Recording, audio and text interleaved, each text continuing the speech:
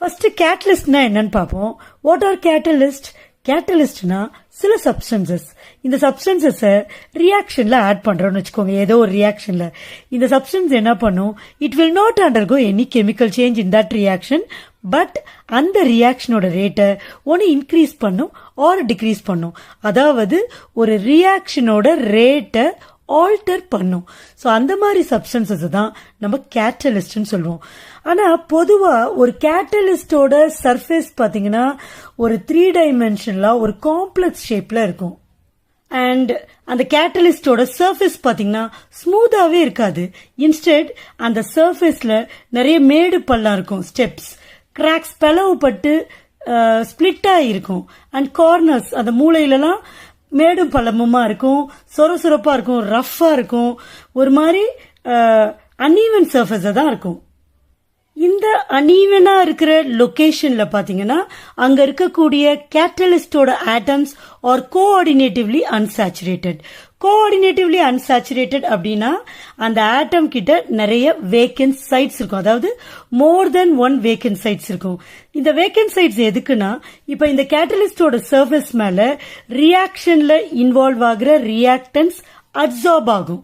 Okay, so absorb ஆகணும்னா அந்த கேட்டலிஸ்டோட சர்ஃபேஸ்ல எஃபிஷியன்டா எஃபெக்டிவா absorb ஆகணும். அப்போ கேட்டலிஸ்ட் அதை ஹோல்டு பண்ற மாதிரி இருக்கணும்.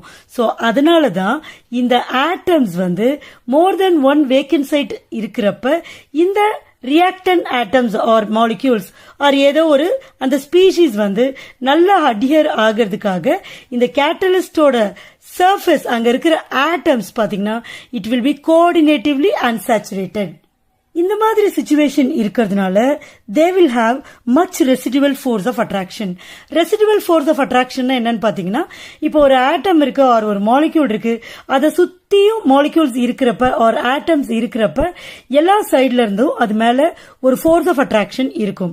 பட் இங்க நம்ம என்ன சொல்லிட்டோம், இந்த கேட்டலிஸ்டோட ஆட்டம்ஸ்லாம் கோஆர்டினேட்டிவ்லி அன்சாச்சுரேட்டடா இருக்கு. எங்க?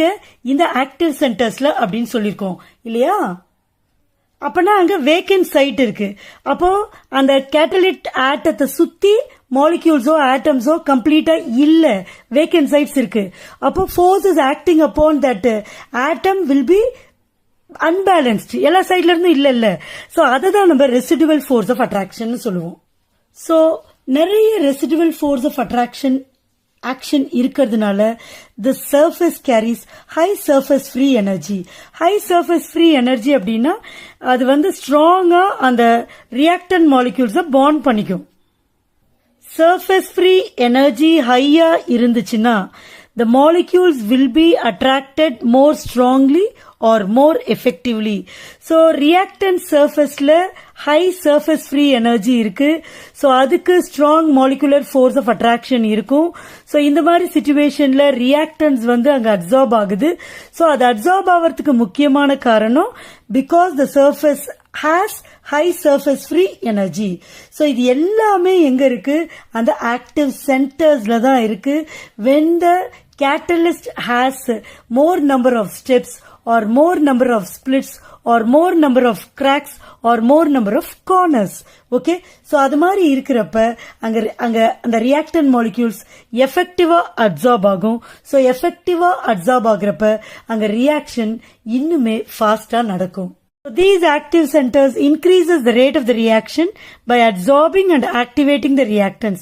So reactants அங்க absorb ஆகிறது மட்டும் இல்லாம activated ஆகுது. So the formation of products is easier one. இந்த டயக்ராம பாருங்க, இது ஒரு கேட்டலிஸ்ட். இந்த கேட்டலிஸ்ட் லம்பா இருக்கு. இது அப்படியே as such ஒரு ரியாக்ஷனுக்கு நம்ம யூஸ் பண்றோம், ரைட்? தென் இந்த கேட்டலிஸ்ட ஃபைன்லி டிவைடடா, அதாவது இந்த மாதிரி கிரானியூல்ஸா, குட்டி குட்டி கிரானியூல்ஸா ஃபைன்லி டிவைட் பண்ணி அதுக்கப்புறம் ஃபார் த சேம் ரியாக்ஷன் நம்ம இதை யூஸ் பண்றோம். அப்போ எது இஃபெக்டிவா ஆக்ட் பண்ணுன்னு பாத்தீங்கன்னா, only these finally divided catalyst will act effectively than this catalyst. காரணம் என்னன்னா, ஃபைன்லி டிவைடடா ஆக்குறப்ப அந்த ஆக்டிவ் சென்டர்ஸோட நம்பர்ஸ் இன்க்ரீஸ் ஆகும். சோ ரியாக்டன்ஸ்க்கு எக்ஸ்போஸ் ஆகுற ஆக்டிவ் சென்டர்ஸோட நம்பர்ஸ் இன்க்ரீஸ் ஆகிறதுனால இந்த finally divided catalyst will act effectively than this catalyst. So what are active centres அப்படின்னு சொல்றப்ப நீங்க இவ்வளவும் எழுதணும்னு அவசியமே கிடையாது. அந்த டெஃபினிஷன் 2 பாயிண்ட்ஸ் இருக்கு இல்லையா, செகண்ட் அண்ட் தேர்ட் பாயிண்ட் அதை மட்டும் எழுதினா போதும். But write a note on active சென்டர்ஸ்னு 3 மார்க்ல கேட்கிறப்ப அடிஷனல் பாயிண்ட்ஸ் கண்டிப்பா எழுதணும். கெட்டாலிசிஸ்னா என்னன்னு உங்களுக்கு தெரியும். ஒரு சப்ஸ்டன்ஸ் அது எந்தவித சேஞ்சுக்கும் உட்படாம ஒரு ரேட் ஆஃப் த ரியாக்ஷனை ஆல்டர் பண்ணுச்சுன்னா, அதாவது இன்க்ரீஸ் பண்ணாலோ டிக்ரீஸ் பண்ணாலோ அதை நம்ம என்னன்னு சொல்வோம், கேட்டலிஸ்ட்னு சொல்வோம். சரியா? நிறைய சப்ஸ்டன்சஸை நிறைய ரியாக்ஷன்ஸ்க்கு நம்ம கேட்டலிஸ்டா யூஸ் பண்றோம். ஸோ இந்த டாபிக்ல நம்ம என்சைம் கேட்டாலிசிஸை பத்தி பார்க்க போறோம். அதாவது there are some reactions which are catalyzed by enzymes. So enzyme use பண்ணி ஆர் என்சைம்னால ஒரு ரியாக்ஷன்ல கேட்டலிட்டிக் பிஹேவியர் இருந்துச்சுன்னா, அதாவது ரியாக்ஷன் ரேட் ஆல்டர் ஆச்சுன்னா, those reactions are called enzyme catalyzed reactions. அப்போ அந்த ரியாக்ஷன்ஸ்ல யார் கேட்டலிஸ்டா இருப்பாங்கன்னு பாத்தீங்கன்னா என்சைம்ஸ் தான் இருக்கும்.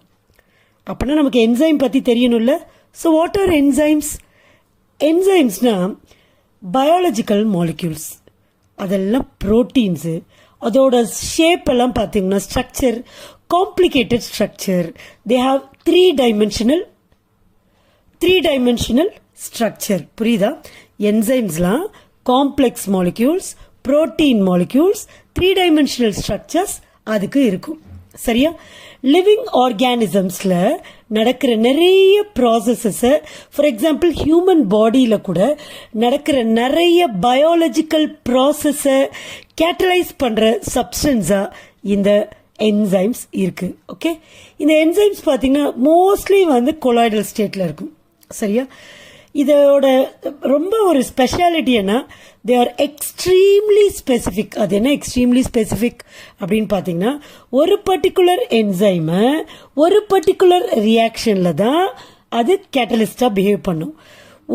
ஒரு ரியாக்ஷன்ல கேட்டலிஸ்டா ஆக்ட் பண்ற என்சைமை கொண்டு போயிட்டு இன்னொரு ரியாக்ஷன்லயும் இது கேட்டலிஸ்ட் தானே, இந்த ரியாக்ஷனையும் கேட்டலைஸ் பண்ணும் அப்படின்னு பார்த்தோம்னா அந்த என்சைம் அந்த ரியாக்ஷனுக்கு கேட்டலிஸ்டா ஆக்ட் பண்ணாது. So one particular enzyme will catalyse one particular reaction in a cell. அதுதான் ஸ்பெசிபிசிட்டி. சரியா? Specific in catalytic action. இதெல்லாம் அந்த வார்த்தை ஸ்பெசிபிசிட்டி அப்படின்ற வார்த்தைக்கு என்ன அர்த்தம்னா, ஒரு பர்டிகுலர் ரியாக்ஷனுக்கு ஒரு பர்டிகுலர் என்சைம் தான் கேட்டலிஸ்டா இருக்க முடியும். ஸோ இதுக்கு கேட்டலிஸ்டா இருந்துச்சுன்னு இன்னொரு ரியாக்ஷனுக்கு அது கேட்டலிஸ்டா பிஹேவ் பண்ண முடியாது. அதுதான் அது அர்த்தம். புரியுதா? இப்போ ஒரு என்சைமை ஹைலி ஸ்பெசிபிக்னு சொல்லிட்டோம். அப்போ ஒரு பர்டிகுலர் ரியாக்ஷனுக்கு தான் அது கேட்டலிஸ்டா ஆக்ட் பண்ணுன்னு அர்த்தம். காரணம் என்னன்னா, அந்த கேட்டலிஸ்ட் இருக்குல்ல, அந்த என்சைம் இருக்குல்ல, அந்த என்சைம்ல ஆக்டிவ் சைட்ஸ்ன்னு இருக்கும். இந்த ஆக்டிவ் சைட்ஸ்க்கு எப்படி இருக்கும்னா, இதுல ஒரு ஷேப் இருக்கும். அந்த ஷேப் ஒரு பர்டிகுலர் ரியாக்ஷன்ல இருக்கிற சப்ஸ்ட்ரேட் அப்படின்னா இது ஒரு நியூ டேர்ம் இல்லையா? ஸோ சப்ஸ்ட்ரேட் அப்படின்னா நீங்க என்னன்னு பாத்தீங்கன்னா, அந்த ரியாக்டன்ட் மாலிக்யூல நம்ம சப்ஸ்ட்ரேட்னு சொல்றோம்னு வச்சுப்போம். சரியா? இந்த சப்ஸ்ட்ரேட்டுக்கு என்ன ஷேப் இருக்கோ அந்த ஷேப் ஃபிட் பண்ற மாதிரியான ஆக்டிவ் சைட்ஸ் ஒரு பர்டிகுலர் என்சைம்ல இருக்கும். சப்போஸ் வேற ரியாக்ஷன்ல இருக்கிற சப்ஸ்ட்ரேட். சரியா? இப்ப இந்த சப்ஸ்ட்ரேட்க்கு பார்த்தோம்னா இதுக்கு வேற ஷேப் இருக்கும். அப்ப அந்த ஆக்டிவ் சைட்ல போய் இது வேற ஷேப்ல இருக்கிறதுனால இது ஃபிட் ஆகாது. அப்ப ஃபிட் ஆகாததுனால அந்த ஒரு ஆக்டிவேட்டட், அதாவது ஒரு ரியாக்ஷன்ல இந்த என்சைமை சேர்க்கிறப்ப இந்த என்சைம் என்ன பண்ணும், இந்த என்சைமும் இந்த ரியாக்டன்ட் என்ன சொல்லலாம், சப்ஸ்ட்ரேட்னு சொல்லலாம். இது சேர்ந்து இது ஒரு காம்ப்ளெக்ஸா ஃபார்ம் பண்ணும். அந்த காம்ப்ளெக்ஸ் என்னன்னு பாத்தீங்கன்னா enzyme substrate complex, activated complex. சரியா? சோ இத ஃபார்ம் பண்ணும். சப்போஸ் இந்த சப்ஸ்ட்ரேட் போயிட்டு இந்த என்சைம்ல கரெக்டா ஃபிட் ஆக முடியலனா, இஃப் சப்போஸ் அங்க ஆக்டிவ் சைட்ஸோட அந்த ஷேப் வந்து வேற மாதிரி இருந்துச்சுன்னா, அப்ப இந்த சப்ஸ்ட்ரேட் இந்த ஆக்டிவ் சைட்ஸ்ல ஃபிட் ஆகாது. இன் சச் கேசஸ் அந்த என்சைம்னால இந்த சப்ஸ்ட்ரேட் இன்வால்வ் ஆகிற ரியாக்ஷனுக்கு கேட்டலிஸ்டா ஆக்ட் பண்ண முடியாம போயிடும். That is the reason why enzymes are specific in their action. புரியுதா? இப்போ சில எக்ஸாம்பிள்ஸ், அதாவது என்சைம் கேட்டலைஸ்டு ரியாக்ஷன்ஸ்க்கான சில ரியாக்ஷனை பார்ப்போம். பாருங்க, glycyl L glutamyl L tyrosine இதை ஹைட்ரலைஸ் பண்ற ரியாக்ஷனுக்கு this particular enzyme pepsin acts as a catalyst. சரியா? எக்ஸாம்பிள் 2ல பாருங்க, ஸ்டார்ச் C6H10O5N அப்படிங்கிறது ஸ்டார்ச். இந்த ஸ்டார்ச்சை ஹைட்ரலைஸ் பண்ணி மால்டோஸா மாத்திர ரியாக்ஷன்ல டயஸ்டேஸ் அப்படிங்கிற என்சைம் கேட்டலிஸ்டா ஆக்ட் பண்ணுது. சரியா? அடுத்தது தேர்ட் எக்ஸாம்பிள் பாருங்க, glucose is converted into ethanol with revolution of carbon dioxide. இந்த ரியாக்ஷனுக்கு ஜைமேஸ் அப்படிங்கிற என்சைம் கேட்டலிஸ்டா ஆக்ட் பண்ணுது. அண்ட் ஃபோர்த் எக்ஸாம்பிள் பாருங்க, எத்தனால் ஆக்சிடைஸ் ஆகி அசிட்டிக் ஆசிடாவும் வாட்டராவும் ஃபார்ம் ஆகிற இந்த ரியாக்ஷனுக்கு மைக்கோடெர்மா அசிட்டி அப்படிங்கிற ஒரு என்சைம் கேட்டலிஸ்டா ஆக்ட் பண்ணுது. அண்ட் ஃபைனலி யூரியா NH2CO NH2னா யூரியா ஹைட்ரலைஸ் ஆகி அமோனியாவும் கார்பன் டை ஆக்சைடும் ஃபார்ம் ஆகிற திஸ் பர்டிகுலர் ரியாக்ஷன்ல யூரியேஸ், ஏன்னா யூரியா வருதா, யூரியேஸ் அப்படிங்கிற ஒரு என்சைம் தான் கேட்டலிஸ்டா ஆக்ட் பண்ணுது. So there are 5 examples. This can be asked in 1 mark question. Otherwise 2 marks கூட எப்படி கேட்கலாம், give any 2 examples for enzyme catalyzed reactions அப்படின்னு கேட்டா இதுல ஏதாவது 2 எழுதலாம். ஆர் ஒரு பர்டிகுலர் ரியாக்ஷனை கொடுத்துட்டு in this reaction which enzyme acts as catalyst அப்படின்னு கேட்டாலும் இந்த ஈக்குவேஷன்ஸ் நமக்கு ஆன்சரா இருக்கும். சரியா? நெக்ஸ்ட் வந்து மெக்கானிசம் ஆஃப் என்சைம். ரொம்ப சிம்பிள், ஆக்சுவலா ரொம்ப சிம்பிள்னு சொல்ல முடியாது. Mechanism of enzymes is a vast area. அதுல வந்து நமக்கு வந்து கொஞ்சம் சிம்பிளா இருக்கு. சரியா? +2 லெவல்ல enzyme catalysis, mechanism of enzyme catalysis ஆக்சுவலா என்ன பண்ணுது, என்ன நடக்குது, இதுதானே மெக்கானிசம். சரியா? ரைட். இப்போ என்சைம் கேட்டாலிசிஸ்ல என்ன நடக்குதுன்னு பாத்தீங்கன்னா, ஆக்சுவலா அந்த என்சைம்ல பாத்தீங்கன்னா நிறைய லோக்கலைஸ்டு சைட்ஸ் இருக்கும். Localised sites enzyme contains localised sites. இந்த லோக்கலைஸ்டு சைட்ஸ்க்கு என்னன்னு பேருனா ஆக்டிவ் சைட். ஆக்சுவலா ஒரு ப்ராசஸ் இருக்கு, ஒரு பயாலஜிக்கல் ரியாக்ஷன் நடக்குது. இப்போ அந்த இடத்துல வந்து நம்ம ஒரு கேட்டலிஸ்ட்டை கூட யூஸ் பண்ணலாம்.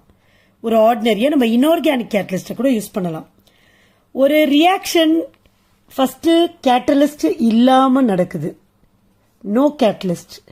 அதுக்கப்புறம் ஒரு இன்ஆர்கானிக் ஆர் ஆர்டினரி கேட்டலிஸ்ட்டை நம்ம யூஸ் பண்றோம் அதே சேம் ரியாக்ஷனுக்கு. அதுக்கப்புறம் சேம் ரியாக்ஷனுக்கு என்சைம் கேட்டலிஸ்ட் யூஸ் பண்றோம். இப்போ இந்த 3 ரியாக்ஷனையும் நம்ம கம்பேர் பண்றோம். 3 reactions are the same, but first caseல we are using no catalyst, secondல ஒரு ordinary catalyst யூஸ் பண்றோம், and third reactionல same reactionல enzyme catalyst நம்ம யூஸ் பண்றோம். ஸோ 3த்தையும் கம்பேர் பண்றப்ப இந்த என்சைம் கேட்டலிஸ்டா ஆக்ட் பண்ண ரியாக்ஷன்ஸ் வந்து அப்படி அவ்வளோ ஃபாஸ்டா நடக்குது. காரணம் என்ன அப்படின்னு பாத்தீங்கன்னா, just because these enzymes contain localised sites, ரொம்ப ஆக்டிவேட்டட் காம்ப்ளெக்ஸை ஃபார்ம் பண்ணி ரொம்ப எஃபிஷியண்டா அதை டீல் பண்ற பர்டிகுலர் பிளேசஸ் வந்து அந்த என்சைம் கிட்ட இருக்கு. They are called as localised sites which are in turn called as active sites. இந்த active sites என்ன தெரியுமா பண்ணும்? இப்போ ஒரு ரியாக்டன்ட் வந்து ரியாக்ட் பண்ணுதுன்னு வச்சுப்போம். ரியாக்டன் மாலிக்யூல்ஸ் ரியாக்ட் பண்ணுது. அப்போ இதுக்கு வந்து ப்ராடக்டா ஃபார்ம் பண்ணணும். இப்படி போய் இது வந்து இப்படி வளைஞ்சு இது வந்து ப்ராடக்ட், இது வந்து ரியாக்டன்ட். இந்த ரியாக்டன்ட் வித் நோ கேட்டலிஸ்டே இல்லாதப்ப இது ஸ்லோவா நடக்கிறதுக்கு ஆர்டினரி ரேட்ல அந்த ரியாக்ஷன் நடக்கிறதுக்கு காரணம் பாருங்க, இவ்வளோ தூரம் இருக்கு. இந்த reactant molecules which are here have to travel such a high activation energy or அதுக்கு அவ்வளோ activation energy கிடைச்சாதான் they can cross this energy barrier. barrierனா தடை. அப்ப இங்க ஏன் வந்து தடைன்னு சொல்றோம்னா, இந்த மவுண்டனை கிராஸ் பண்ணாதான் it can form products. அப்ப அது பேரியர் தானே, அதுக்கு இதுதானே, இந்த ஹைட்டு தானே ப்ராடக்டை ஃபார்ம் பண்றதுக்கு ஒரு தடையா இருக்கு. அப்ப அது எனர்ஜி பேரியர்னு நம்ம சொல்லலாம் தானே. அப்ப ரியாக்டன்ஸ் என்ன பண்ணணும், இந்த எனர்ஜி பேரியரை கிராஸ் பண்ணாதான் they are able to form the products. கரெக்டா? இப்ப நம்ம இந்த மாதிரி இருக்கிற ஒரு ஆர்டினரி ரியாக்ஷனை என்சைம்ஸை வச்சு செய்யறோம். அப்ப இந்த என்சைம்ஸ் என்ன பண்ணுது, இந்த it carries the reactant molecules to this side. அப்ப இங்க வந்துருது. அப்போ இந்த பாருங்க, இங்க இந்த பொட்டன்ஷியல் எனர்ஜி அதுக்கு இன்க்ரீஸ் பண்ணி விடுறதுனால இந்த லெங்த் வந்து இந்த ஆக்டிவேஷன் எனர்ஜி வந்து கம்மியாயிடுது. அப்போ கொஞ்சம் குறைவான எனர்ஜி இருந்தாலே the reactant molecules are able to react together and form the products. புரியுதா? சோ அந்த வேலையை தான் இந்த என்சைம்ஸ் செய்யுது. அதனால என்ன ஆகுதுன்னு பாத்தீங்கன்னா, நீங்க நம்மளால நம்பவே முடியாது, இயர்ஸ் டுகெதர் பல வருஷமா நடக்க வேண்டிய ரியாக்ஷன்ஸ் எல்லாம் செகண்ட்ஸ்ல கம்பேர் செகண்ட்ஸ் வித் இயர்ஸ், அந்த செகண்ட்ஸ்ல அந்த ரியாக்ஷன் முடிகிற அளவுக்கு இந்த என்சைம்ஸ் அந்த ரியாக்ஷனோட ரேட்டை இன்க்ரீஸ் பண்ணி கேட்டலைஸ் பண்ணுது. ஓகே, ஸோ மெக்கானிசம்ல என்ன நடக்குதுன்னு பார்ப்போம். என்சைம் ரியாக்ட்ஸ் வித் சப்ஸ்ட்ரேட்னா ஒன்றும் இல்லை, ரியாக்டன் மாலிக்யூல்ஸ். சரியா? இது ரெண்டும் சேர்ந்து ரியாக்ட் எல்லாம் பண்ணல. இந்த சப்ஸ்ட்ரேட் போயிட்டு இந்த என்சைம்ஸ்ல நான் சொன்னல என்ன இருக்குன்னு சொன்ன, ஆக்டிவ் சைட்ஸ் இருக்குன்னு சொன்னா, இந்த ஃபர்ஸ்ட் என்ன பண்ணும், ஃபர்ஸ்ட் ஸ்டெப்ல ரியாக்டன் மாலிக்யூல்ஸ் இல்லையா, இது கேட்டலிஸ்ட், இது ரியாக்டன்ட் நம்ம என்னன்னு சொல்றோம், சப்ஸ்ட்ரேட்னு சொல்றோம். இது கேட்டலிஸ்ட் வந்து என்னது, இங்க என்சைம். சோ இந்த என்சைமோட சர்ஃபேஸ்ல நிறைய localised sites or active sites இருக்கு. இந்த ஆக்டிவ் சைட்ஸ்ல இந்த சப்ஸ்ட்ரேட்னால கரெக்டா போய் இந்த லாக்ல போய் கீ ஃபிட் ஆகுது இல்ல, அந்த மாதிரி ஃபிட் ஆக முடியும். சோ அது ஃபிட் ஆன உடனே it forms an enzyme substrate complex. It forms an enzyme substrate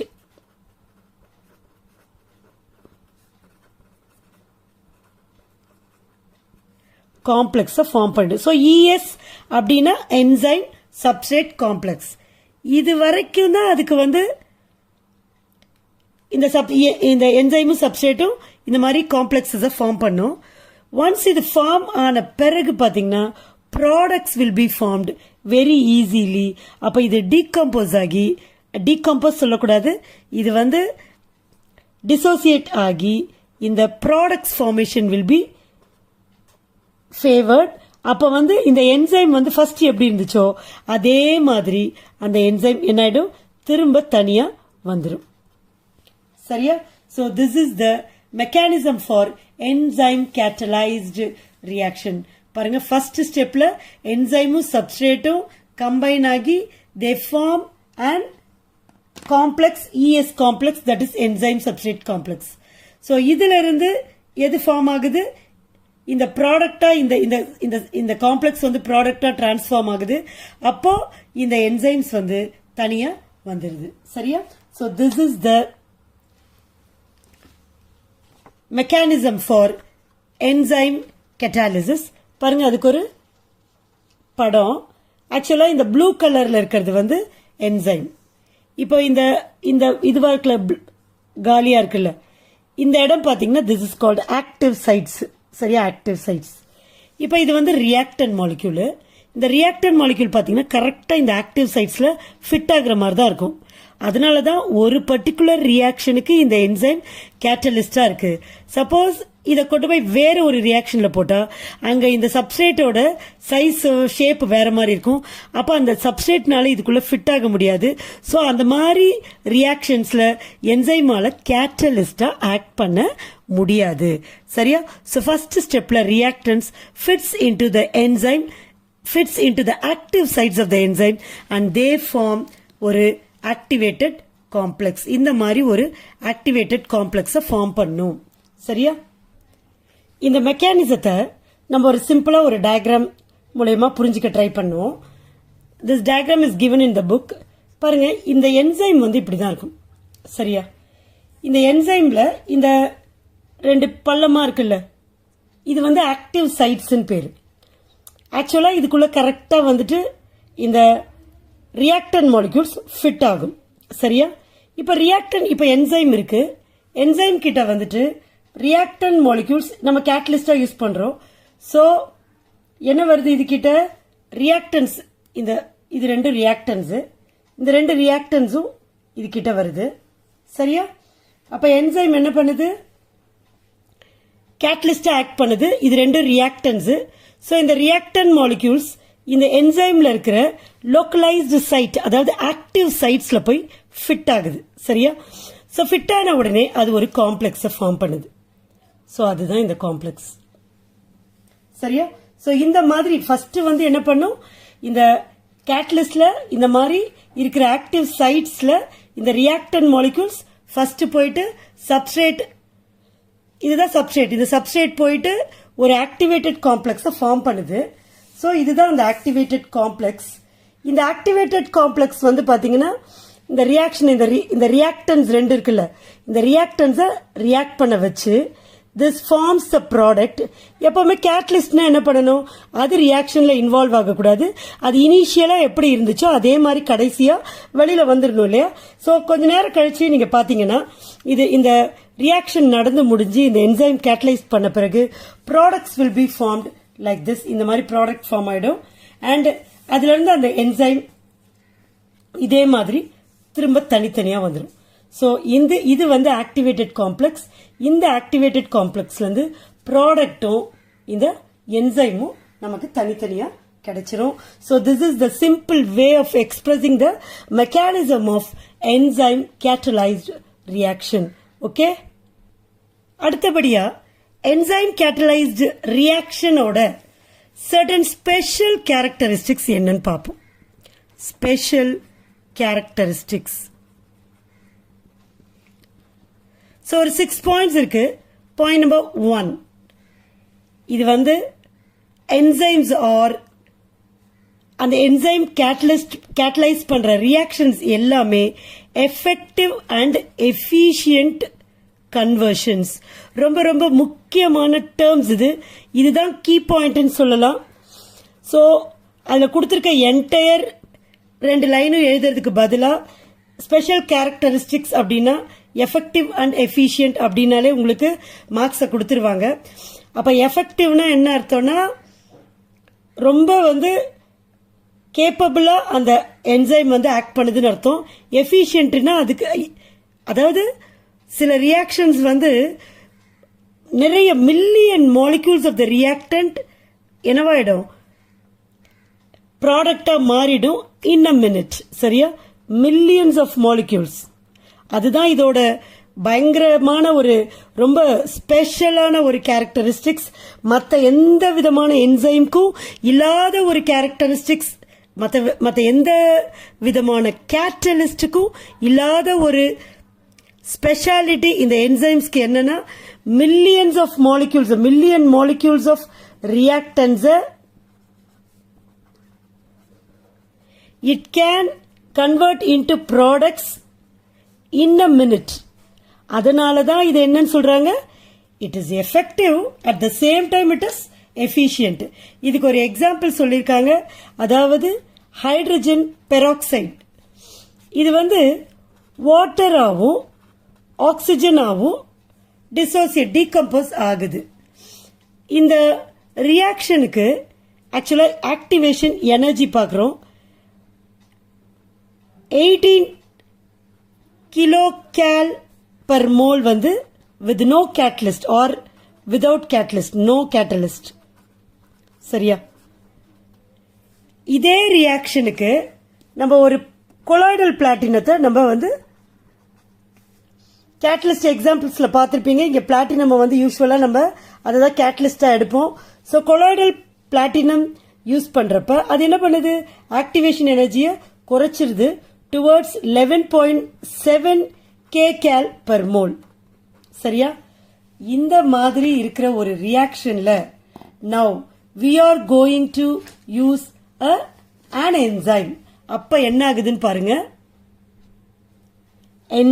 enzyme வந்து கேட்டலிஸ்டா நம்ம யூஸ் பண்றோம்.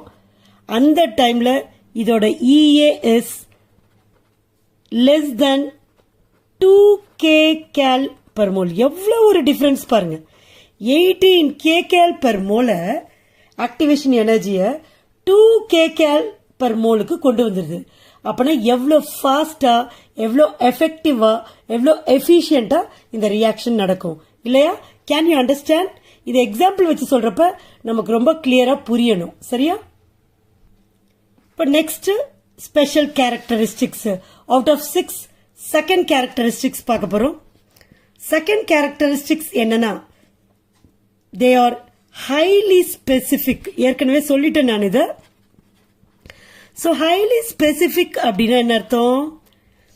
அதாவது ஒரு ரியாக்ஷனுக்கு நம்ம யூஸ் பண்ற என்சைமை, கேட்டலிஸ்டா யூஸ் பண்ற என்சைமை இன்னொரு ரியாக்ஷனுக்கு யூஸ் பண்ண முடியாது. அப்படியே நம்ம யூஸ் பண்ணாலும் அந்த ரியாக்ஷனை இந்த என்சைம் கேட்டலைஸ் பண்ணாது. அதுதான் அர்த்தம். இதுக்கு ஒரு எக்ஸாம்பிள் பாருங்க. யூரியா NH2CO NH2, இதுதான் யூரியா. யூரியாவை வந்து நம்ம ஹைட்ரலைஸ் பண்றோம். அப்ப அது என்ன ஃபார்ம் பண்ணுது? அமோனியாவையும் வாட்டர் மாலிக்யூலும் ஃபார்ம் பண்ணுது. அப்ப இதுக்கு என்ன என்சைம் நம்ம யூஸ் பண்ணுவோம்னு பாத்தீங்கன்னா யூரியேஸ். நேம்ல இருக்கு யூரியா, யூரியேஸ். அப்ப யூரியேஸை நம்ம யூஸ் பண்ணுவோம். சரியா? பட் இன்னொரு இதுக்கு பதிலாக வேற ஒரு ரியாக்டன்ட் எடுப்போம். அதே டைப் ரியாக்டன்ட். அது வந்து மெத்தில் யூரியா. அதாவது NH2CO NH, ஒரு ஹைட்ரஜனுக்கு பதிலாக CH3. அப்ப இதுக்கு பேர் என்னது? Methyl urea. இதே மெத்தில் யூரியா ஹைட்ராலிசிஸை நம்ம பண்றோம். ஆனா யாரை கேட்டலிஸ்டா யூஸ் பண்றோம்? யூரியேஸை கேட்டலிஸ்டா யூஸ் பண்றோம். ஸோ இந்த மாதிரி யூஸ் பண்ணா there is no reaction. So இந்த யூரியாவை ஹைட்ரலைஸ் பண்ற ரியாக்ஷன்ல யூரியேஸ்னால கேட்டலிஸ்டா ஆக்ட் பண்ண முடியுது.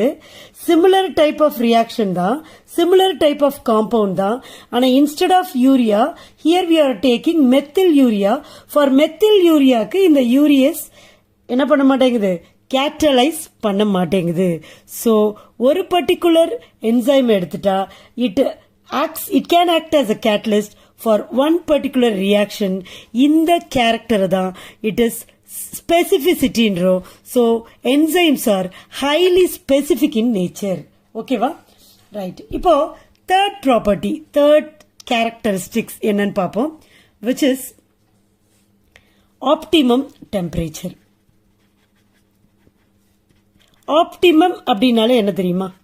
ஆப்டிமம்னா நமக்கு சாதகமா இருக்கிற, நமக்கு ஃபேவரபிளா, நம்ம எந்த சூழல்ல இருந்தா நம்ம கம்ஃபர்ட்டா ஃபீல் பண்ணுவோமோ அதுதான் optimum. Optimum condition, optimum temperature, இந்த மாதிரி ஆப்டிமம் பிரஷர் இப்படின்லாம் சொல்லலாம். இப்ப இங்க என்சைம் கேட்டலைஸ்டு ரியாக்ஷன் இல்லையா? இப்ப இந்த என்சைம் கேட்டலைஸ்டு ரியாக்ஷன்ல ஒரு என்சைமுக்கும் ஆப்டிமம் டெம்பரேச்சர்னு ஒன்னு இருக்கு. அது என்ன ஆப்டிமம் டெம்பரேச்சர்னா அந்த பர்டிகுலர் டெம்பரேச்சர்ல அந்த என்சைமோட ஆக்டிவிட்டி மேக்சிமமா இருக்கும். ஆர் எப்படி சொல்லலாம், ஹையா இருக்கும். யாரோட ஆக்டிவிட்டி? என்சைமோட ஆக்டிவிட்டி. எப்ப ஒரு பர்டிகுலர் டெம்பரேச்சர்ல. சரியா? அந்த டெம்பரேச்சருக்கு தான் என்னன்னு பேரு? Optimum temperature. So இப்படி கொஸ்டின் கேட்கலாம், what is define optimum temperature? So optimum temperature is the temperature at which the enzymic activity is high or maximum. This temperature is called optimum temperature. அப்ப வந்து சரி, ஆப்டிமம் டெம்பரேச்சர்ல அதோட activity ஹையா இருக்கு. இப்ப டெம்பரேச்சரை இன்க்ரீஸ் பண்ணிட்டே போறோம், என்ன ஆகும் அப்படின்னு பாத்தீங்கன்னா, ஃபர்ஸ்ட் வந்துட்டு அதுக்கு ஒரு கிராஃப் இருக்கு. ரேட் ஆஃப் த ரியாக்ஷனை இங்கேயும் டெம்பரேச்சரை நம்ம பிளாட் பண்றப்ப, ஒரு பர்டிகுலர் என்சைம்க்கு நம்ம பிளாட் பண்றப்ப நமக்கு கிராஃப் பாத்தீங்கன்னா இப்படி கிடைச்சு இப்படி வரும். அப்ப என்ன அர்த்தம்? டெம்பரேச்சர் இன்க்ரீஸ் ஆக ஆக என்ன ஆகும்? டெம்பரேச்சர் இன்க்ரீஸ் ஆக ஆக இந்த ரேட் வந்து இன்க்ரீஸ் ஆகும். ஏன்னா அந்த என்சைமோட ஆக்டிவிட்டி இன்க்ரீஸ் ஆகும். ஃபர்ஸ்ட் இன்க்ரீஸ் ஆகும். அப்புறம் அந்த ஹை டெம்பரேச்சர், அந்த ஆப்டிமம் டெம்பரேச்சர் இருக்குல்ல, ஹை டெம்பரேச்சர்ல ஆப்டிமம் டெம்பரேச்சர் இருக்குல்ல, அந்த ஆப்டிமம் டெம்பரேச்சர்ல இந்த என்சைமிக் ஆக்டிவிட்டி மேக்சிமமா இருக்கும், நல்ல படு எஃபிஷியன்டா இருக்கும். சரியா? அப்புறம் இன்னமும் நம்ம டெம்பரேச்சர் இன்க்ரீஸ் பண்ணிட்டே போறோம். அப்ப பார்த்தோம்னா என்சைமோட ஆக்டிவிட்டி குறைஞ்சிரும். ஏன்னா என்சைம் வந்து டெஸ்ட்ராய் ஆயிடும். அதுக்கு பேரு என்ன சொல்லுவோம்னா denaturation of enzymes. Denaturation of. அப்ப டீநேச்சுரேஷன் ஆஃப் என்சைம்ஸ்னா ஹை டெம்பரேச்சர்ல அதோட அது இன்ஆக்டிவா ஆயிடும். சரியா? அதோட நேச்சர் போயிடும். அதனால it is called as denaturation of enzyme.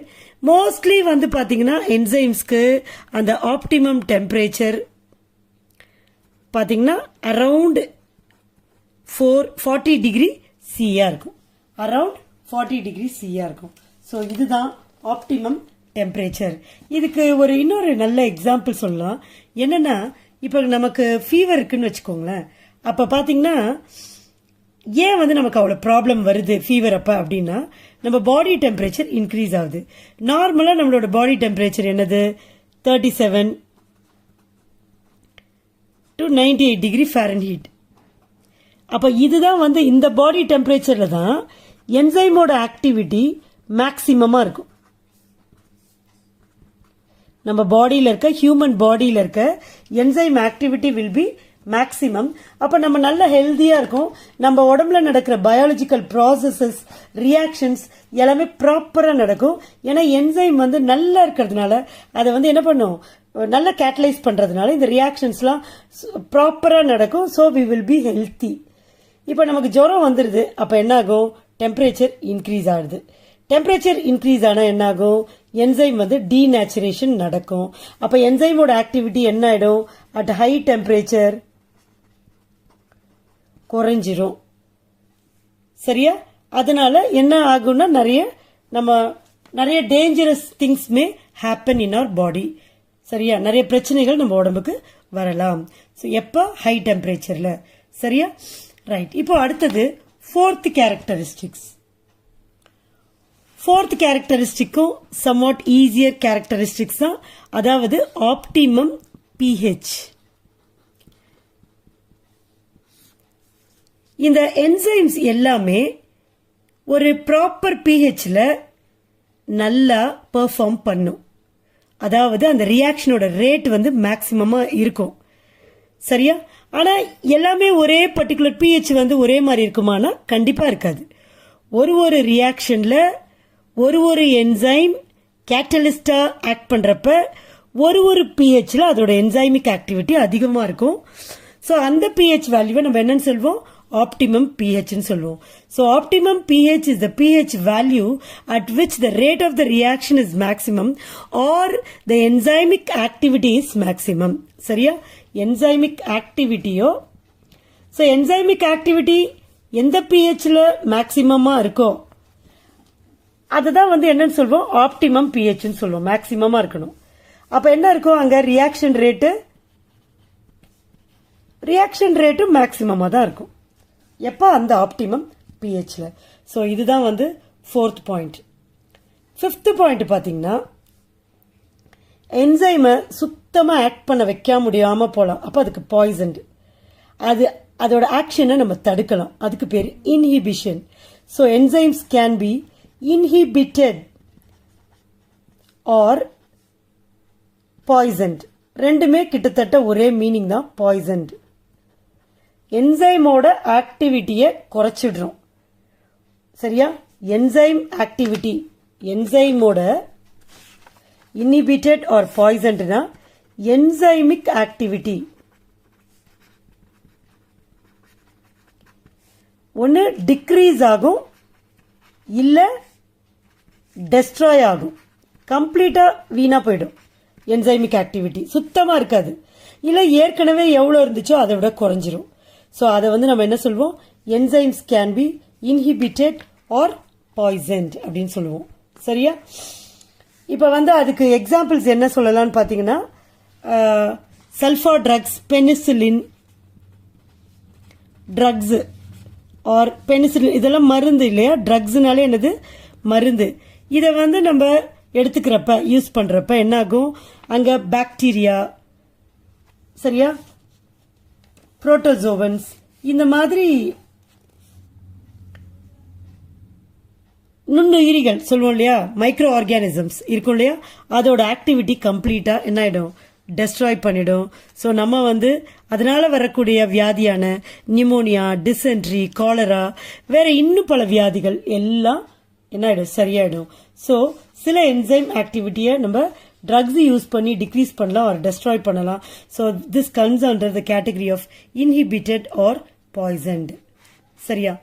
அடுத்தது 6th பாயிண்ட்.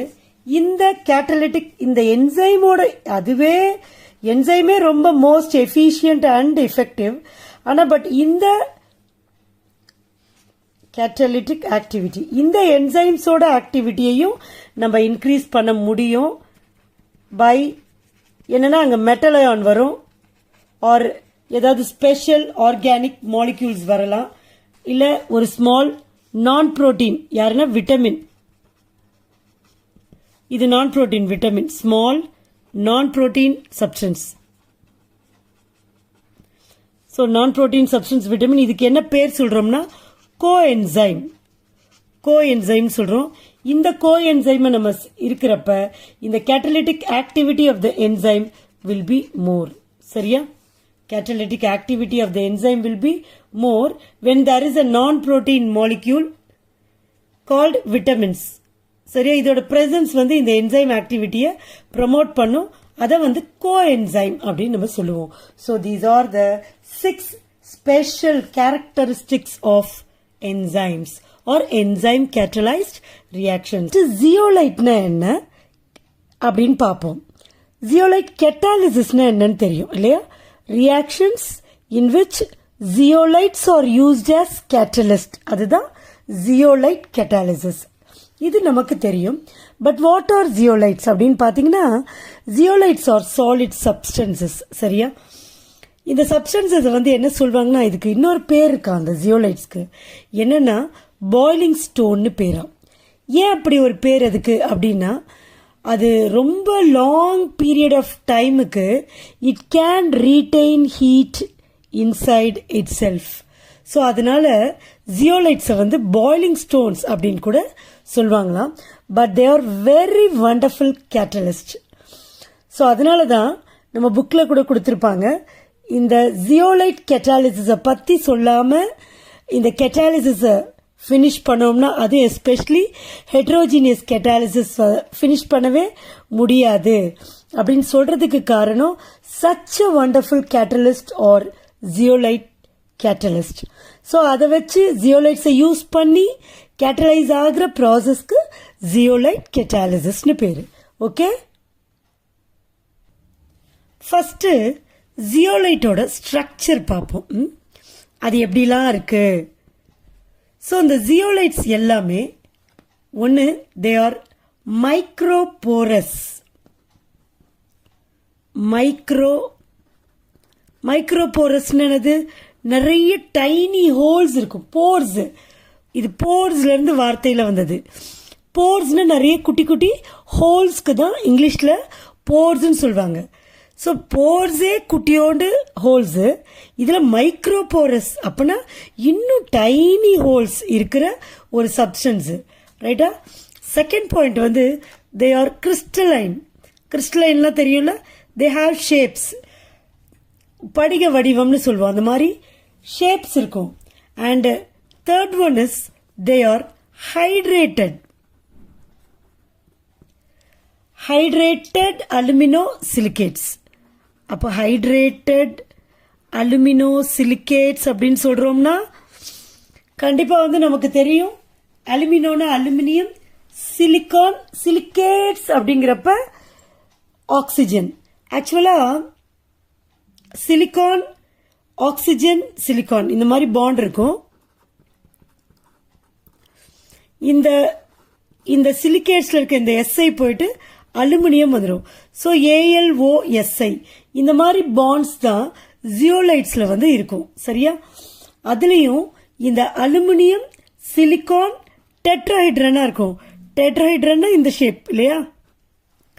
ஸோ இந்த மாதிரி அலுமினியம் டெட்ராஹைட்ரனும் அலுமினியம் சிலிகான் டெட்ராஹைட்ரன் ஷேப் வந்து அந்த அந்த ஷேப் வந்து இருக்கும், சரியா. இன்னும் சொல்ல போனா இந்த ஜியோலைட்ஸ் வந்து they are very stable, very stable. அந்த என்விரான்மெண்ட் எப்படி இருந்தாலும் சரி, அட்மாஸ்பியர் எப்படி இருந்தாலும் சரி, எவ்வளோ ஹார்ஷ் என்விரான்மெண்ட் இருந்தாலும் அதை பற்றி இந்த ஜியோலைட் கேர் பண்ணிக்காது. It will be resistant to the harsh environment, சரியா. அது இல்லாமல் என்ன கண்டுபிடிச்சிருக்காங்கன்னா தெர் ஆர் 50 நேச்சுரல் ஜியோலைட்ஸ், அதுவாகவே நேச்சுரலா ஃபார்ம் ஆன zeolites around, not exactly, around 50 natural zeolites கண்டுபிடிச்சிருக்காங்க. எப்பவுமே ஒரு நேச்சுரல் இருந்தால் அதுக்கு ஆப்போசிட்டா மேன்மேட்னு நம்ம பண்ணுவோம் இல்லையா. ஸோ அந்த மாதிரி zeolites manmade or synthetic zeolite. சிந்தட்டிக்னா மேன்மேட் தான். இது ஒரு அரவுண்ட் 150 ஜியோலைட்ஸ் இருக்கு, சரியா. So there are 50 natural zeolites and 150 synthetic zeolites இருக்கு, சரியா. இப்போ முக்கியமா இந்த ஜியோலைட்ஸ்ல பாத்தீங்கன்னா சிலிகானும் அலுமினியமும் இருக்குன்னு சொல்றோம். சிலிகான் அலுமினியம் டெட்ராஹைட்ரான் இருக்குன்னு சொல்றோம். இப்ப சிலிகானோட வேலன்சி 4 நமக்கு தெரியும், அலுமினியத்தோட வேலன்சி 3. அப்ப டோட்டலா அந்த ஜியோலைட் மேட்ரிக்ஸ்ல பாத்தீங்கன்னா, மேட்ரிக்ஸ்னா அது அந்த ஸ்ட்ரக்சர், சரியா. அந்த மேட்ரிக்ஸ்ல எக்ஸ்ட்ரா நெகட்டிவ் சார்ஜ் இருக்கும். ஏன்னா 7 போயிட்டு மீதி எக்ஸ்ட்ரா நெகட்டிவ் சார்ஜ் இருக்கும். ஸோ அந்த நெகட்டிவ் சார்ஜை வந்து எதை வச்சு பேலன்ஸ் பண்ணுவோம்னா hydrogen ions or sodium ions. ஆக்சுவலா அந்த ஸ்ட்ரக்சர் இருக்குல்ல, அந்த ஸ்ட்ரக்சர்ல இது போய் இன்வால்வ் ஆகாது. அதனால தான் இதை என்ன சொல்லுவாங்கன்னா எக்ஸ்ட்ரா ஃப்ரேம் ஒர்க். ஸோ அதோட ஷேப்ல போய் இது இன்வால்வ் ஆகாது. அது ஹைட்ரஜன் அயான் ஆகட்டும் ஆர் சோடியம் அயான் ஆகட்டும், சரியா.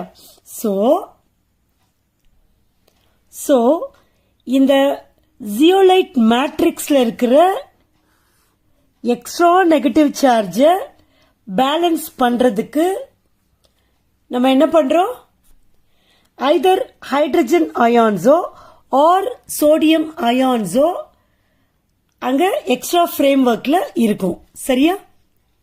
சப்போஸ் ஜியோலைட்ஸ்ல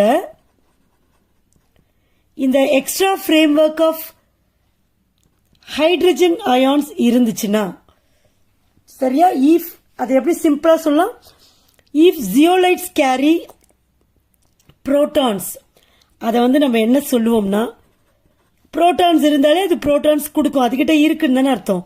அப்போ தே are able to give protons. யார் புரோட்டான்ஸை கொடுத்தாலும் என்னது, ஆசிட்ஸ். ஜியோலைட்ஸ் என்ன ஃபார்ம்ல இருக்கு, சாலிட் ஃபார்ம்ல இருக்கு.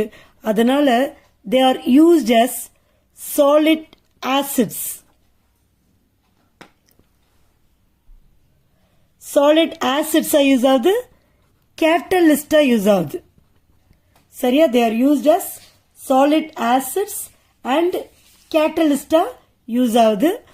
முக்கியமா இது வந்து பார்மசூட்டிகல்ஸ்லயும் பெட்ரோகெமிக்கல் இண்டஸ்ட்ரீஸ்லயும் யூஸ் ஆகுது.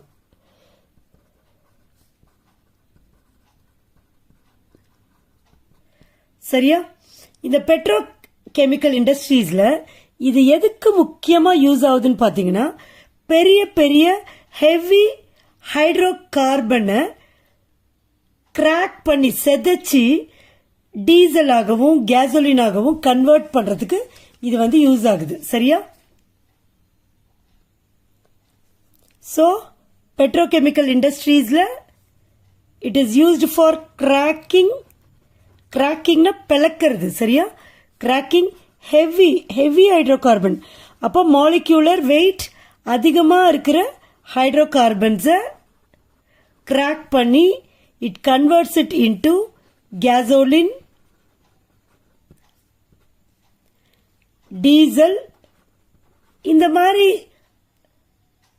கிராக்கிங் ப்ராசஸ்ல இந்த ஜியோலைட்ஸ் வந்து யூஸ் ஆகுது. ரைட்டா? யாரு எந்த ஜியோலைட்ஸ்? H+ இருக்க zeolites. whereas zeolites having Na+ ions. இது ஒன்று இருக்குல்ல, H+ ions இருக்கலாம், Na+ ions இருக்கலாம்ல. ஸோ Na+ ions இருக்கிற zeolites are used as basic catalyst. Basic கேட்டாலிசிஸ்ல யூஸ் ஆகுது. ஸோ இது வந்து ஆசிட். அப்போ ஆசிட் கேட்டாலிசிஸ்ல யூஸ் ஆகுது. சரியா? ரைட். இப்போ இந்த ஜியோலைட்ஸோட இம்பார்ட்டன்ட் ஒரு ப்ராப்பர்ட்டி என்ன சொல்லலாம்னா செலக்டிவிட்டி. அது என்ன செலக்டிவிட்டி அப்படின்னு பார்த்தோம்னா, they are specific in some particular reactions. சரியா? பர்டிகுலர் ரியாக்ஷன்ஸ்ல மட்டும் இது யூஸ் ஆகுது. அந்த பர்டிகுலர் ரியாக்ஷன்ஸை எது டிசைட் பண்ணுதுன்னா இந்த selectivity, that is shape selectivity. சரியா? ஏன் வந்து ஷேப் செலக்டிவிட்டி அப்படின்னு சொல்றோம்னா, ஜியோலைட்ஸ்ல இந்த புரோட்டான்ஸ், இந்த Na+, இவங்க தான் வந்து ஆக்டிவ் சைட்ஸ். ஏன்னா இவங்களால தான் அந்த கேட்டாலிசிஸ் வந்து என்ஹான்ஸ் ஆகிறது வந்து இந்த H+ Na+ ஆல தான். சரியா? இவங்க இந்த H+ Na+ எங்க இருக்கு? போர்ஸ்க்கு உள்ள இருக்கு. போர்ஸ் எங்க இருக்கு? ஜியோலைட்ஸ் கிறிஸ்டல்ல இருக்கு. சோ ஜியோலைட் கிறிஸ்டல்ல நிறைய போர்ஸ் இருக்கு. அந்த போர்ஸ்ல இந்த அலுமினியம் அண்ட் சிலிகான் இதோட டெட்ராவேலண்ட், ட்ரைவேலண்ட், இது போக மீதி எக்ஸ்ட்ரா நெகட்டிவ் சார்ஜ் இருக்கு இல்லையா அந்த ஜியோலைட்ஸ்ல. அந்த எக்ஸ்ட்ரா நெகட்டிவ் சார்ஜ் நம்ம எதை வச்சு பேலன்ஸ் பண்றோம்? Either by H+ ions or by Na+ ions. அதுல தான் அந்த அயான்ஸால தான் அந்த நெகட்டிவ் சார்ஜ் வந்து பேலன்ஸ் ஆகி இருக்கு. சரியா? அப்போ அந்த போர்ஸ்ல வந்து H+ ionsம் Na+ ionsம் ஆக்டிவ் சைட்ஸா இருக்கு. ஸோ இதை வந்து ஆக்டிவ் சைட்ஸா இருக்கு. சரியா? ஸோ இந்த ஆக்டிவ் சைட்ஸ் வந்து போர்ஸ்க்கு உள்ள இருக்கு. அப்போ ரியாக்ஷன் எங்க நடந்தாகணும்? போர்ஸ்க்குள்ள தான் நடக்க முடியும். சரியா? புரியுதா? இந்த H+ அண்ட் Na+ இது ரெண்டுமே போர்ஸ்க்குள்ள தான் இருக்கு. இப்போ H+ இருக்கிறது சாலிட் ஆசிட்ஸா கேட்டலிஸ்டா யூஸ் ஆகுது. Na+ வந்து இருக்கிற ஜியோலைட்ஸ் வந்து பேசிக் கேட்டாலிசிஸ்ல யூஸ் ஆகுது. ரைட். இப்போ ஒரு கேட்டலிட்டிக் ரியாக்ஷனை நம்ம கேரி அவுட் பண்ண போறோம். ஒரு ரியாக்ஷனுக்கு ஜியோலைட்ஸ் வந்து கேட்டலிஸ்டா ஆக்ட் பண்ண போகுதுன்னா அந்த ரியாக்டர் மாலிகூல்ஸ் எங்க கண்டிப்பா போயாகணும்? அந்த ஜியோலைட்ஸ்ல இருக்கிற போர்ஸ்குள்ள போயாகணும். ஏன்னா போர்ஸ்குள்ள இருக்க புரோட்டான்ஸ் தான் ஆக்டிவ் சைட்ல இருக்கு. அதுதான் ரியாக்ஷனை கேட்டலைஸ் பண்ணும். ஓகேவா? அப்போ கண்டிப்பா ரியாக்ஷன்ஸ் போர்ஸ்குள்ள நடக்கும். அப்போ போர்ஸ்குள்ள ரியாக்ஷன் நடக்கணும்னா அந்த ரியாக்டன்ட் ஆகட்டும் போர்ஸ்குள்ள போகணும். சப்போஸ் அங்க ஏதாவது ஒரு டிரான்சிஷன் ஸ்டேட் ஃபார்ம் ஆச்சுன்னா அது போர்ஸ்குள்ள இருக்கணும். ப்ராடக்ட் ஃபார்ம் ஆச்சுன்னா அது போர்ஸை விட்டு வெளியில வரணும். அப்பதானே ப்ராடக்ட்ஸ் நம்ம கையில கிடைக்கும். இல்லைன்னா அதுக்குள்ளே தானே இருக்கும். ஸோ எப்படி இருந்தாலும் சரி எல்லாமே everything happens inside the pores. அப்போ ரியாக்ஷன் கேரி அவுட் ஆகணும்னா reactant molecule should go into the pores. Transition state இருக்கணும்னா அந்த டிரான்சிஷன் ஸ்டேட்ல ஃபார்ம் ஆகுற அந்த மாலிக்யூலோட சைஸ் வந்து within the size of the போர்ஸா இருக்கணும். அண்ட் ப்ராடக்ட் ஃபார்ம் ஆகுதுன்னா அந்த ப்ராடக்ட் அந்த போர்ஸை விட்டு டிஃப்யூஸ் ஆகி வெளியில வரக்கூடிய அளவுக்கு ஷேப் இருக்கணும். ஸோ ரியாக்டன் ஆகட்டும், ப்ராடக்ட் ஆகட்டும், டிரான்சிஷன் ஸ்டேட் ஆகட்டும், everything depends upon the shape. So it is called as shape selectivity. So zeolites-க்கு shape selectivity இருக்கிறது தான் அதோட one of the most important application. புரியுதா? அப்போ இப்போ நான் சொன்னேன் இல்லையா, reactant selectivity, transition state selectivity, product selectivity. So அதை வச்சு அந்தந்த செலக்டிவிட்டி பாருங்க. ஃபர்ஸ்ட் வந்து reactant selectivity.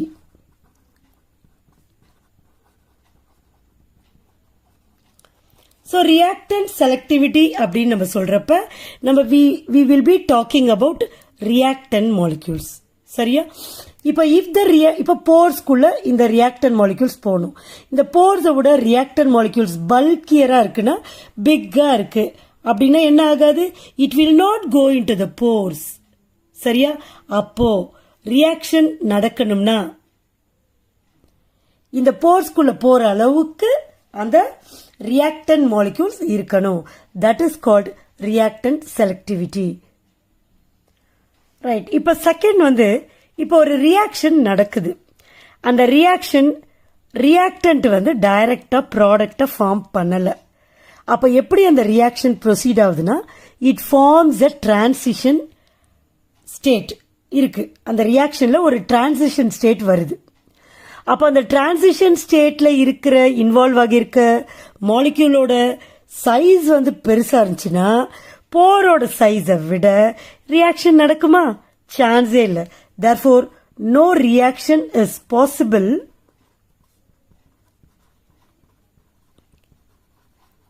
if or no product will be formed if the transition state is larger than pore size. So இதுதான் transition state selectivity.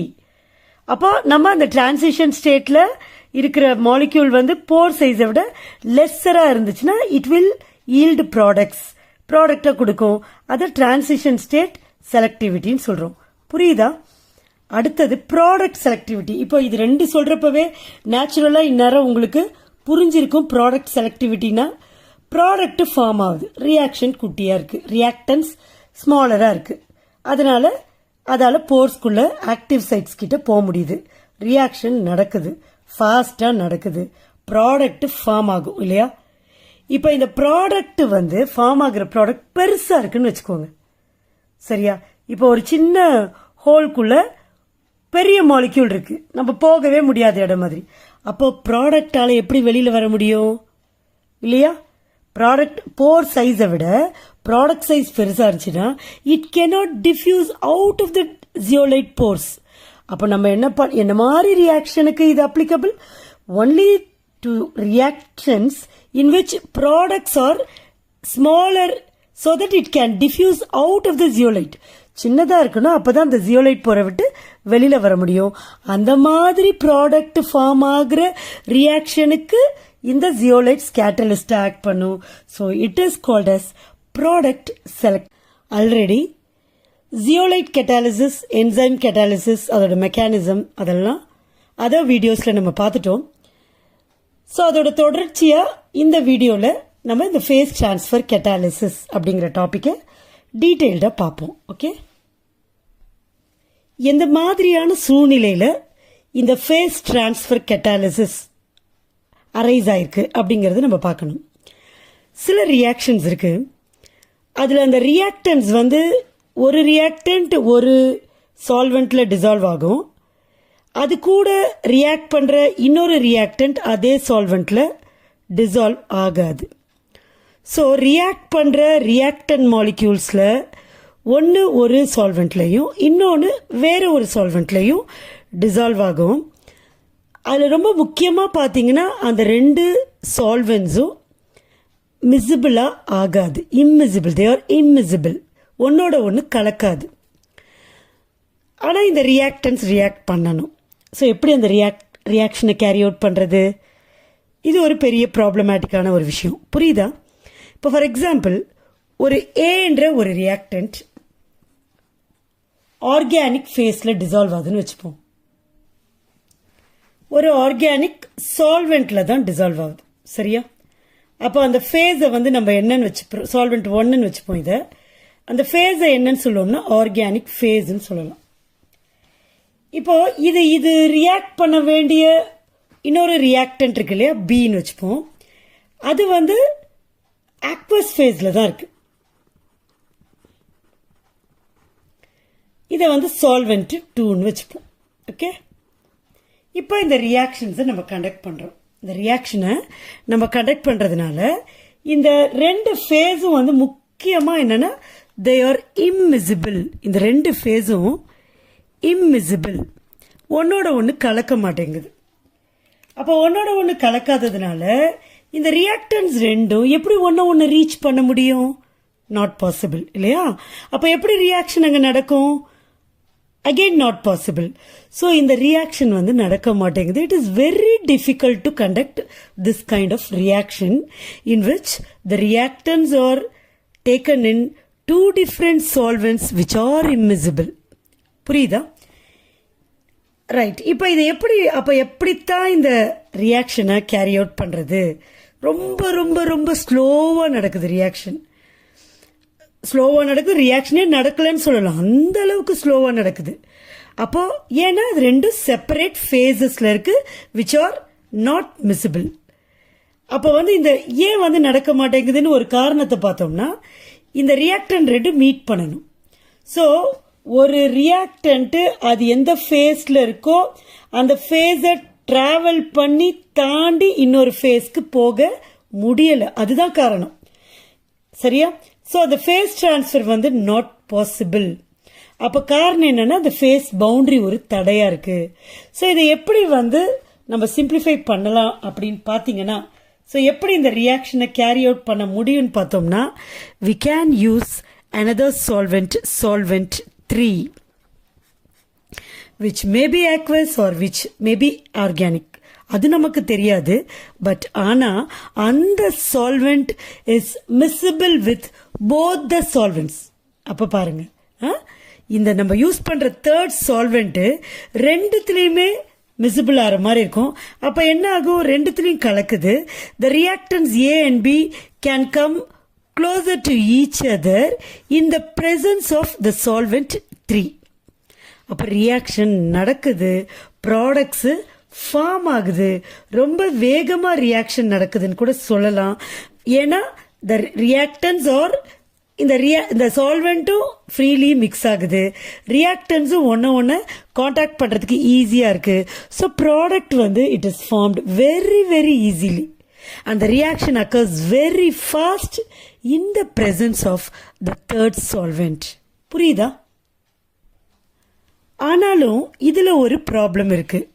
என்ன ப்ராப்ளம்னு பாத்தீங்கன்னா, இந்த தேர்ட் சால்வெண்ட்டை யூஸ் பண்றோம்ல, இந்த சால்வெண்ட்டை கொஞ்சமான யூஸ் பண்ணலாம். ரியாக்ஷனை ஒரு ரியாக்ஷன் பீக்கர்ல, ஒரு ரியாக்ஷன் வெசல்ல நம்ம இந்த ரியாக்ஷனை கேரி அவுட் பண்ணி ப்ராடக்டை ப்ரிப்பேர் பண்றோம்னா it can be used to some extent. ஆனா ஒரு லார்ஜ் ஸ்கேல் ப்ரொடக்ஷன்ல, ஒரு இண்டஸ்ட்ரியல் ப்ரிப்பரேஷன்ல அந்த மாதிரி பண்றப்ப solvent will be required in a large amount. நிறைய சால்வெண்ட் தேவைப்படும். பட் இந்த மாதிரி ரெண்டு ஃபேஸ்லயும் மிசிபிள் ஆகிற சால்வெண்ட் வந்து it is very expensive. That is எக்ஸ்பென்சிவ்னா என்னது? It is very costly. அப்போ என்ன பண்றது? ஸோ அந்த மாதிரி சிச்சுவேஷன்ல தான் இந்த பிடிசின்னு நம்ம ஷார்ட் அண்ட் ஸ்வீட்டா சொல்ற இந்த ஃபேஸ் டிரான்ஸ்ஃபர் கேட்டலிஸ்ட் யூஸ் ஆகுது. சரியா? அப்போ அந்த ஃபேஸ் டிரான்ஸ்ஃபர் கேட்டலிஸ்ட் என்ன பண்ணிடுது?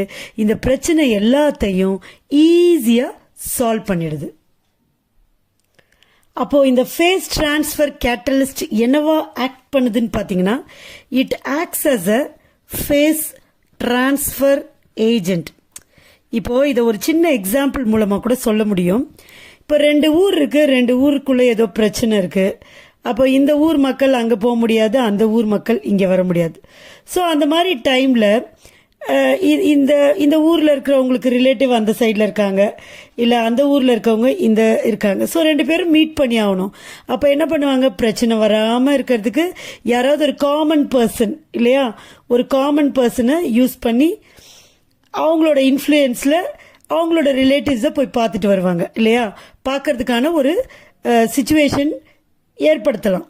ஸோ அந்த மாதிரி தான் இந்த கேட்டலிஸ்ட், ஃபேஸ் டிரான்ஸ்ஃபர் கேட்டலிஸ்ட் என்ன பண்ணுது, it facilitates the transport of, அதாவது ஒரு ரியாக்டன்ட் ஏ வந்து பிக்கோ அல்லது பி வந்து ஏவையோ இந்த ஃபேஸில் மாறி வர்றதுக்கு, ட்ராவல் பண்ணுறதுக்கு இந்த ஃபேஸ் டிரான்ஸ்ஃபர் ஏஜென்ட் ஹெல்ப் பண்ணுது.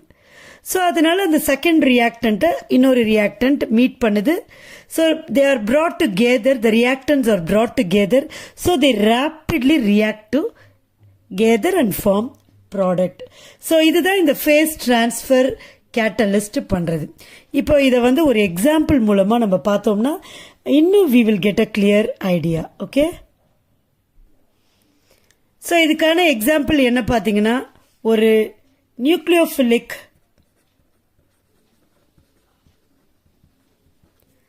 aliphatic substitution reaction.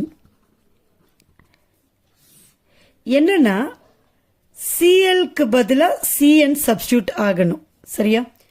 ஸோ இதுக்கு ரியாக்டன்ஸ் என்னன்னு பார்த்தீங்கன்னா, RCl எடுத்துக்கிறோம், ப்ளஸ் சோடியம் சயனைடு எடுத்துக்கிறோம். இது ரெண்டுத்தையும் ரியாக்ட் பண்ணி ஆர் சயனைடும் அல்கைல் சயனைடும் NaCl நமக்கு கிடைக்கணும், சரியா? இதில் முக்கியமாக இங்கே பார்க்கணும்னா இந்த RCl வந்து it is soluble in organic solvent. So இது ஆர்கானிக் ஃபேஸில் இருக்கு. சோடியம் சயனைடு இருக்குல்ல, இது வந்து it is soluble in water. So இது ஏக்வஸ் ஃபேஸில் இருக்கு. ஸோ இந்த 2 ஃபேஸும் முக்கியமாக தே ஆர் immiscible இல்லையா?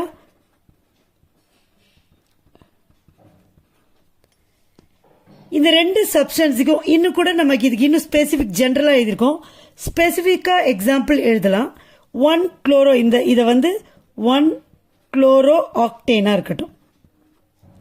1 chloro octane is treated with sodium cyanide. It gives 1 என்ன ஆகிடும், Cl போயிட்டு Cn வந்துடும். ஸோ 1 சயனோ ஆக்டேன் நமக்கு கிடைக்கும். அஃப்கோர்ஸ் NaCl, சரியா? ரைட். இப்போ என்னன்னா இது ரெண்டுத்தையும் இதை ஆர்கானிக் சால்வெண்ட்டில் டிசால்வ் பண்ணிடுறோம்.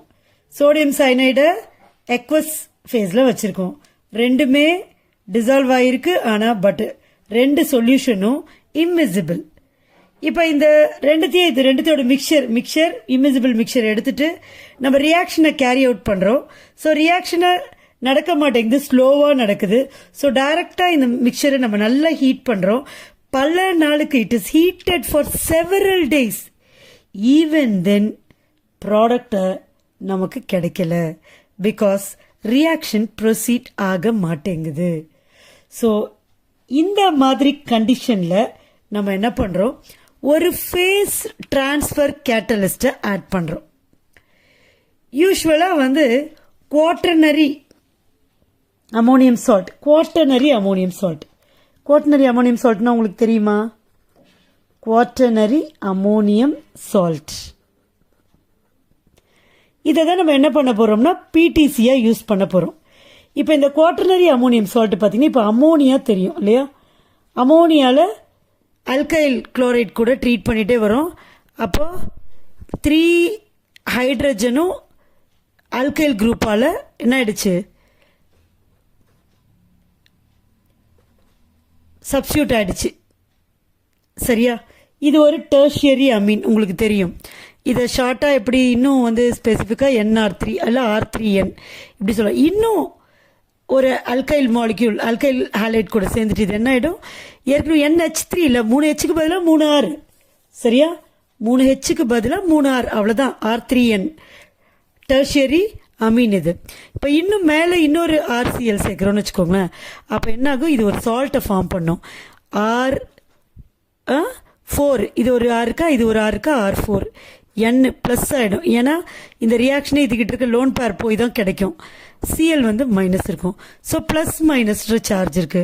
ஸோ டெர்ஷியரி அல்கைல், இதுதான் டெர்ஷியரி அல்கைல் அமோனியம் குளோரைட். இப்படி கூட வச்சுக்கலாம். NH4Cl பாருங்களேன், NH4 ப்ளஸ் Cl மைனஸ் இல்லை. அப்போ 4 ஹைட்ரஜன் ஆட்டமுக்கு பதிலாக 4 அல்கைல். இப்போ இது அமோனியம் குளோரைட் தானே. இந்த அமோனியம் குளோரைடில் 4 ஹைட்ரஜனுக்கு பதிலாக என்ன வந்திருக்கு, 4 அல்கைல் வந்திருக்கா. அதனால 4 அல்கைல்னா டெட்ரா தானே, டெட்ரா அல்கைல் அமோனியம் குளோரைட் அப்படின்னு நம்ம சொல்லலாம். ஸோ ஜென்ரலாக இது என்ன சொல்லலாம்னா குவாட்டர்னரி அமோனியம் சால்ட்னு சொல்லலாம். ஸோ இதுதான் இந்த ரியாக்ஷனை பொறுத்த வரைக்கும் பிடிசி ஃபேஸ் டிரான்ஸ்ஃபர் கேட்டலிஸ்டாக யூஸ் ஆகுது. கொஞ்சோண்டு ஃபேஸ் டிரான்ஸ்ஃபர் கேட்டலிஸ்ட்டை தூக்கி இந்த மிக்சர் கூட போட்ட உடனே அடுத்த செகண்ட் பார்த்தீங்கன்னா ஒரு கொஞ்சம் டைம்லேயே என்ன ஆகும்னா the product which is cyano 1 cyano octane immediately will be formed. அதாவது இந்த ரியாக்ஷன் மிக்சரை ஹீட் பண்ணுறப்ப செவரல் ஹவர்ஸ்க்கு ஹீட் பண்ணுறப்ப ரியாக்ஷனே நடக்கலை. ஆனால் இந்த குவாட்டர்னரி அமோனியம் சால்ட்டை ஆட் பண்ண பிறகு ரியாக்ஷன் ஃபாஸ்ட்டாக நடக்குது. செவரல் டேஸ்க்கு செவரல் ஹவர்ஸ்க்கு ஹீட் பண்ண ரியாக்ஷன் ஒரு சில ஹவர்ஸ்ல நடக்குது. அடுத்த உடனே ப்ராடக்ட் ஃபார்ம் ஆக ஆரம்பிச்சிடும். ஆனால் என்டையர் ப்ராடக்ட் ஃபார்ம் ஆகிறதுக்கு அட்லீஸ்ட் 1 or 2 hours ஆகும். ஸோ செவரல் ஹவர்ஸ் எங்கே, 1 or 2 hours எங்கே. அப்போ ரியாக்ஷன் ரேட் வந்து ரொம்ப பெரிய அளவில் இன்க்ரீஸ் பண்ணுறதுக்கு ஒரு காரணம் இந்த பிடிசி, அதாவது phase transfer catalyst which acts as phase transfer ஏஜென்ட்டாக ஆக்ட் பண்ணுறதுனால. அப்போ என்னதான் அந்த கேட்டலிஸ்ட் பண்ணுது அப்படின்னு பார்த்தீங்கன்னா, முதல் குவாலிட்டியே என்னன்னா இந்த கேட்டலிஸ்ட் இருக்குல்ல, இதுகிட்ட 2 எண்ட்ஸ் இருக்கும். இப்போ இதுதானே ammonium chloride, quaternary ammonium chloride, இங்கே R4NCl இல்லையா. இது பார்த்தோம்னா இது வந்து ஹைட்ரோஃபிலிக் எண்டு, சரியா. இது வந்து ஹைட்ரோஃபோபிக் எண்டு. Cl மைனஸ் வந்து ஹைட்ரோஃபிலிக் எண்டு, வாட்டர் லவ்விங்னு அர்த்தம். அப்போ என்ன ஆகும், நம்ம சோடியம் சைனைட் இதுதானே எக்வஸ் ஃபேஸில் இருக்கு. எக்வஸ் ஃபேஸ், அதனால தான் அதை எடுத்துக்கிறேன். இது எக்வஸ் ஃபேஸில் இருக்கு. இப்போ நம்ம கேட்டலிஸ்ட் ஆட் பண்ணுறோம்ல, கேட்டலிஸ்ட்டை வந்து நம்ம ஜென்ரலாக என்ன எழுதிப்போம்னா R tetraalkyl ammonium chloride. இப்போ இது கூட தான் ஆட் பண்ணுறோம். இப்போ என்ன ஆகும், இது ரெண்டுத்துக்கும் இது வந்து குளோரோ ஆக்டேன் கூட தான் ரியாக்ட் பண்ண மாட்டேங்குது. ஏன்னா இது எக்வஸ் ஃபேஸில் இருக்குது, அது ஆர்கானிக் ஃபேஸில் இருக்குது, ரியாக்ஷன் நாட் பாசிபிள். ஆனால் இது அப்படி கிடையாது. இது வந்து எக்வஸ் ஃபேஸ்லையும் இருக்கும், ஆர்கானிக் ஃபேஸ்லையும் இருக்கும். இதை நீங்கள் போட்ட உடனே இது என்ன பண்ணும், இந்த ரியாக்ஷன் நடக்கும். அப்போ R4N ப்ளஸ்ஸா இந்த சிஎலுக்கு பதிலாக சிஎன் வந்துடும். இப்போ C N minus, so C L plus தனியாக வந்துடும். இப்போ பாருங்க, எக்வஸ் ஃபேஸில் தான் நான் இருப்பேன், எக்வஸ் மீடியமில் தான் நான் கரைவன் சொல்கிற NaCnல இருக்க. சிஎன் வந்து இந்த டெட்ரா அல்கைல் குளோரைட் கிட்ட வந்துடுச்சு. குளோரைட் போயிட்டு சிஎன் வந்துச்சு. அப்போ இது tetra alkyl quaternary ammonium cyanide, சரியா. அதுதான் இதோட பேர். இப்போ இங்கே வந்துடுச்சு. இப்போ இது ஹைட்ரோஃபிலிக் எண்டில் இது வந்து சிஎன் மைனஸ் வந்துச்சு. இப்போ இந்த குவாட்டர்னரி சால்ட் வந்து என்ன பண்ண முடியும், தாராளமாக இந்த குளோரோ ஆக்டேன் கூட ரியாக்ட் பண்ண முடியும். ஏன்னா இதுக்கு அந்த மாதிரி ஒரு கெப்பாசிட்டி உண்டு. ஸோ இப்போ இந்த மாதிரி ஃபார்ம் ஆன R4N + Cn மைனஸ் இந்த ஆர்கானிக் ஃபேஸில் இருக்குல்ல,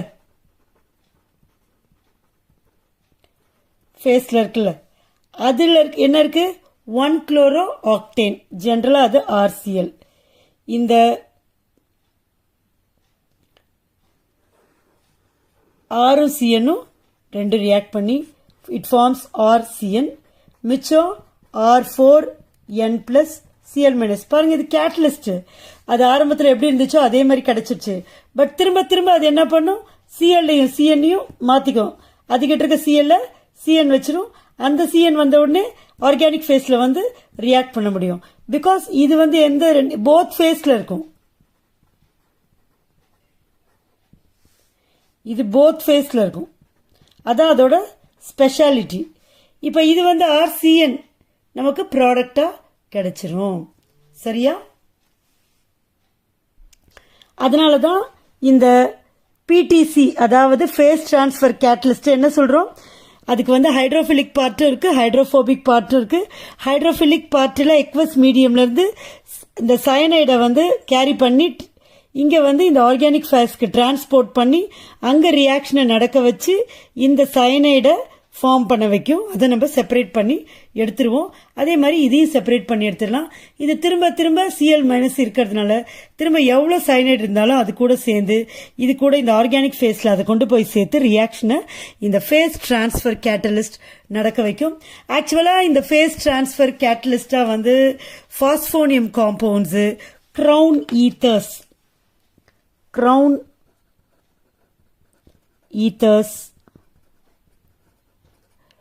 quaternary ammonium salts, phosphonium compounds, இதெல்லாம் ஃபேஸ் டிரான்ஸ்ஃபர் கேட்டலிஸ்டா இருக்கும். முக்கியமா இந்த குவாட்டர்னரி அமோனியம் சால்ட் சொல்றோம்ல, அது பாத்தீங்கன்னா பென்சைல், ஒரு எக்ஸாம்பிள் சொல்றேன். பென்சைல் ஒரு ஆராச்சா ஏஆர், இதுல ஒரு அல்கைல் குரூப். ட்ரை எத்தில், ட்ரைனா எத்தனாச்சு 3, ஸோ 3 + 1 4, கரெக்ட் ஆயிடுச்சா? 4 இருக்கணும். அமோனியம் குளோரைடு, இது ஒரு எக்ஸாம்பிள். இது இந்த மெத்தட்லாம் எங்க யூஸ் ஆகுதுன்னா கிரீன் கெமிஸ்ட்ரியில வந்து இது யூஸ் ஆகுது. ஸோ இதுதான் வந்து phase transfer catalysis, which is otherwise called as PTC. Hope you all understand. Thank you.